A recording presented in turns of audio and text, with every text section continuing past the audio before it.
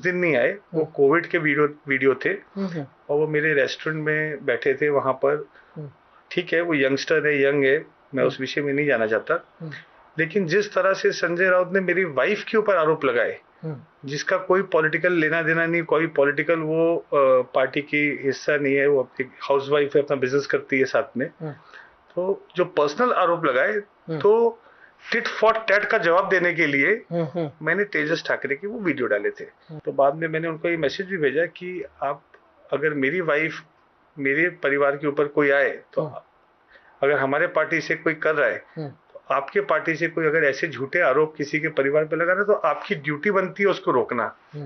आप मेरे ऊपर कोई भी अटैक करो, वो ठीक है, लेकिन मेरे बाद अगर आप मेरी फॅमिली के ऊपर जाओ, तो ये सही नहीं है। तुम्ही सलीम जावेद असं म्हटलं, जावेद तुम्हीच म्हटलं, नवाब मलिकांना तुम्ही म्हणता. नवाब मलिकांनी सुद्धा तुमच्यावर आर्यन खानच्या त्या प्रकरणामध्ये बरेच आरोप केले होते. त्याचं काय कारण होतं? म्हणजे तुमची काय दुश्मनी आहे नवाब मलिकांची की त्यांनी सडनली तुमच्यावर असे आरोप केले? देखिए, मैं 8 अक्टूबर 2021 की बात है, मैं मेरे घर पे था। सडनली, ये मैंने आज तक कभी बात कहीं बोली नहीं, मैं आज आपको इस माध्यम से बता रहा हूँ पूरा। तो 7 तारीख की बात है कि मुझे पता चला कि नवाब मलिक कोई प्रेस कॉन्फ्रेंस कर रहे हैं।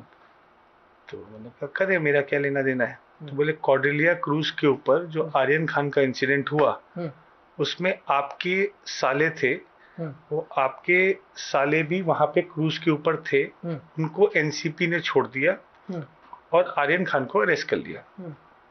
तो मैंने नवाब मलिक को, समय मुझे आज भी याद है, मैंने उनको किसी के थ्रू अप्रोच किया। मैंने कहा, नवाब भाई, मेरा इसमें क्या लेना देना है कि आप मेरे पे प्रेस कॉन्फ्रेंस कर रहे हैं पूरा?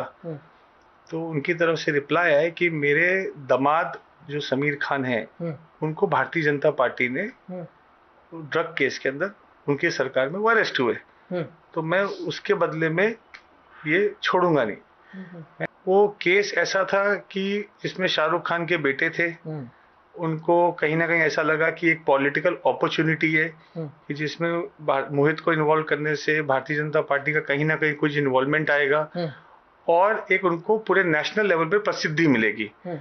तो सेम नवाब मलिक ने उसी तरह से प्रेस कॉन्फ्रेंस की, उसमें मेरी धर्मपत्नी की फोटो, मेरी 12 साल की बेटी की, 10 साल के बेटे की, मेरे फादर इन लॉ की, मदर इन लॉ की प्रेस कॉन्फ्रेंस की। तो मैंने फिर उनको बोला, मैंने कहा, देखिए नवाब भाई, ये शुरुआत आपने की है, खत्म मैं करूंगा, क्योंकि आप मेरे परिवार पे आ गए। तो अब जब तक मैं आपको और आपके पॉलिटिकल कैरियर को उजाड़ूंगा नहीं, तब तक अब मैं चैन से बैठूंगा नहीं। महादेव के आशीर्वाद से उसके बाद क्या हुआ वो इतिहास गवाह है। बरेच तुमच्यावरचे आरोप जे आता आपण डिस्कस केले ते सगळे राजकीय आहे, पण एक गंभीर आरोप तुमच्यावर होत असतो, तो त्याला राजकीय म्हणायचं का मला माहिती नाही, पण तो SRAच्या बाबतीतला आहे. त्यात एक राजकारणी आहेत वर्षा गायकवाड, पण त्यांचं सातत्यानं त्यांचा हा आरोप राहिलेला आहे की सगळ्या ज्या मलाईदार स्कीम्स आहेत SRAच्या, त्या तुम्हालाच मिळतात आणि त्या तुम्हाला मिळाव्या ह्यासाठी सगळे नियम धाब्यावर बसवले जातात आणि हे फक्त होतं कारण तुम्ही सरकारच्या जवळ आहात, सत्तेत. धारावी से बड़ी तो कोई SRA स्कीम महाराष्ट्र में, इस एशिया या वर्ल्ड में नहीं है, विश्व में नहीं है, सबसे बड़ी स्कीम है और वो वहीं से चुन के आती है। कोई भी SRA स्कीम कभी भी डायरेक्ट कोई भी गवर्नमेंट किसी को अलॉट करती नहीं है, ये उनको भी पता है पूरा, और ये पूरा महाराष्ट्र का नियम है। SRA स्कीम कभी भी सरकार किसी को भी अलॉट नहीं करती है। SRA के अंदर जिस तरह से ये लोग आरोप लगाते हैं कि जुहू के अंदर वो बड़ी एक स्कीम है, जुहू गली करके, उसके अंदर इन्होंने लैंड रिलेटेड मेरे पे काफी आरोप लगाए कि ये स्कीम पूरी मेरे को मिल गई। अब उसमें दुख स्कीम का नहीं है, उसमें दुख ये है कि 25,000 फैमिलीज एक ही समाज की रहती है। आज अगर उस समाज के लोगों को पक्का मकान मिलेगा तो उनके वोट बैंक चले जाएंगे, तो उनको उनका घर नहीं मिलना चाहिए और वो उसी कंडिशन में रहने चाहिए। दुख इस बात का है। अजून एक गंभीर प्रश्न आहे तुमच्या SRAच्या उद्योगाशी संबंधित, आणि तो म्हणजे बाबा सिद्दीकी यांची झालेली जी हत्या आहे ती, त्याच्यामध्ये झिशान सिद्दीकींनी तुमचं नाव घेतलं. कसं काय तुमचा रोल आहे? देखिए, अभी मैं तो इसमें सच बोलूंगा और एकदम बेबाक सच बोलूंगा।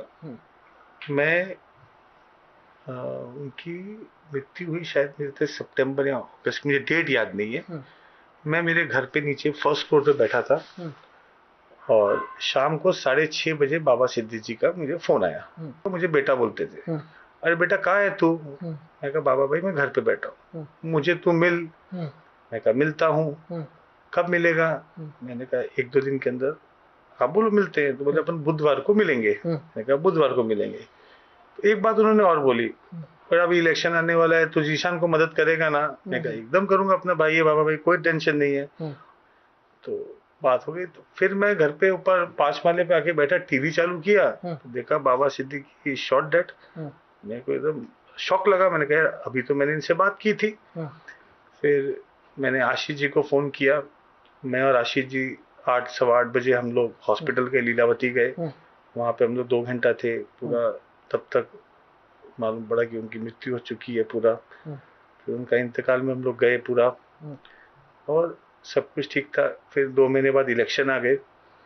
एक दिन सडनली अभी पीछे पता चलता है कि जीशान सिद्दीकी ने कोर्ट में एफिडेविट डाला है और ऐसा एक स्टेटमेंट दिया है कि लास्ट कॉल मेरे साथ बात हुई थी और बात होने के बाद वहाँ पे जो शूटर थे वो शूटर्स को मैंने बताया होगा कि लोकेशन, कि वो यहाँ पे लोकेशन है। तो और वहाँ पे जाके उनका फिर इसमें इसकी जांच होनी चाहिए। तो मेरा तो सिंपल प्रश्न है, मुझे फोन किसने किया था? मैंने तो बाबा सिद्दीकी को फोन किया नहीं था। मेरे को तो इनकमिंग है। तो मैं इनकमिंग, वो भी 6 महीने बाद इनकमिंग थी उनकी। 6 महीने से बात भी नहीं हुई थी। तो मेरे मोबाइल पे तो इनकमिंग है, आउटगोइंग नहीं है। तो मैं कैसे शूटर को बताऊंगा इनकमिंग कॉल आने के बाद? लॉजिकली नहीं है। तो मुझे ऐसा लगता है कि क्या होता है कि अभी जैसे सरिता जी की पब्लिसिटी के लिए ना कोई भी स्टंट पे आदमी चला जाता है कि शॉर्ट टर्म पब्लिसिटी, ये सब स्टंट करके कोई शॉर्ट टर्म पब्लिसिटी मिलेगी या पॉलिटिकल कैरियर रिवाइव हो जाएगा। मेरा ऐसा मानना है की अभी थोडीशी इमॅच्युरिटी आहे। ज्याला आम्ही ऑपरेशन लोटस म्हणतो, त्या सगळ्या ऑपरेशन लोटस मध्ये तुमचा सहभाग राहिलेला आहे। तुम्ही शिंदेंना गुवाहाटी सुरतला नेण्याच्या प्लॅन मध्ये अगदी सुरुवातीपासून होते, तुम्हाला अगदी पहिलेपासून माहिती होतं की काय होणार आहे। आता महापालिकेच्या निवडणुका झाल्या आणि आत्ताही शिंदे एका हॉटेलमध्ये आपल्या आमदारांबरोबर आपल्या नगरसेवकांबरोबर आहे। आत्ता त्यांना कशाची भीती वाटते? काही नवीन ऑपरेशन लोटस आहे का? नहीं देखिए ऐसा है कि कोई विषय में, मैं आपको बोला मैं झूठ बोलता नहीं हूँ, तो कोई विषय